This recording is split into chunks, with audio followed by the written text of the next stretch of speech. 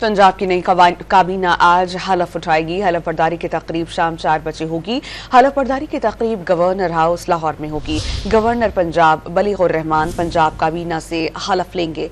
पंजाब काबीना में इब्तदाई तौर पर 25 वज़रा और मुआविनीन खुसूसी शामिल होंगे। इस पर हम बात करते हैं डॉन न्यूज के रिपोर्टर अदनान शेख से। अदनान, बताइएगा पहले मरहले में कितने वज़रा और कितने मुआविनीन होंगे? जी बिल्कुल, आज पंजाब काबीना हलफ उठाएगी और इस सिलसिले में गवर्नर हाउस में तमाम तैयारियां मुकम्मल कर ली गई हैं और गवर्नर पंजाब बलीगुर रहमान आज पंजाब काबीना से हलफ लेंगे और आज शाम 4 बजे तकरीब जो है हलफ पर पंजाब और मामले खुसूसी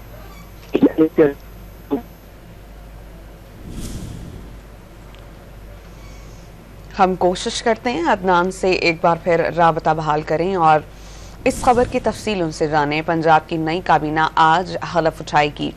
हलफ बर्दारी की तकरीब शाम 4 बजे होगी।